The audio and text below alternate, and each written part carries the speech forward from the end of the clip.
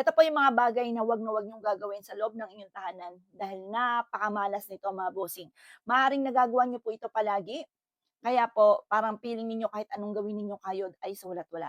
Unang-una, 'wag na 'wag kang magbubukas ng payong sa loob ng inyong tahanan. Bakit kamo? Sabi nila pinapatakan ng ahas mga bossing, pero in short mga bossing ko, 'di ba 'pag tayo ay nagpayong sa labas, umuulan, 'di ba, may bagyo. Kapag nagpayong ka sa loob, nag-a-attract ka ng negatibo sa loob kaya ka nagpapayong. Ibig sabihin, nag-a-attract ka ng mga kamalasan na maaaring darating sa loob mismo ng inyong tahanan.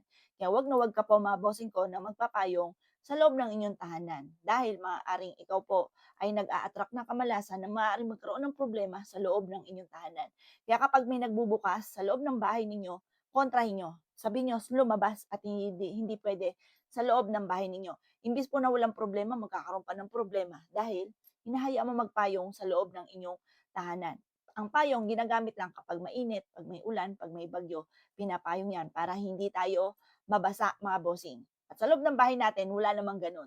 Huwag niyong hayaan na magkaroon ng disaster sa loob ng tahanan po ninyo. Kaya wag na wag kang maglalagay mga bossing o mag-ano ng payong sa loob ng inyong tahanan. Huwag kang magbubukas.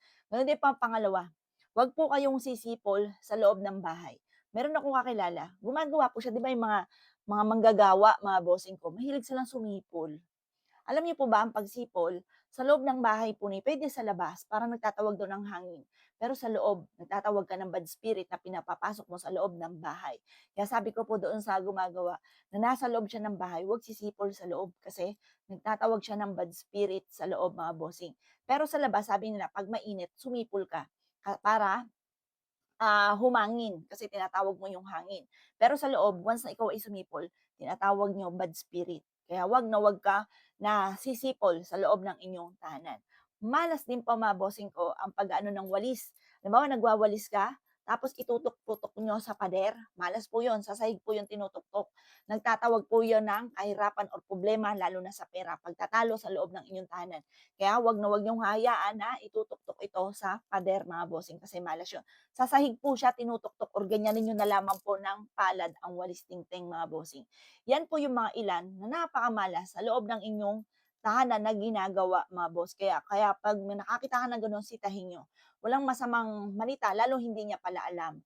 Kasi may mga gano'n mga bossing, kasi minsan ayaw manita at baka daw masaktan yung tao. Sabi ko, walang masamang manita, at least nalalaman niya ng masama.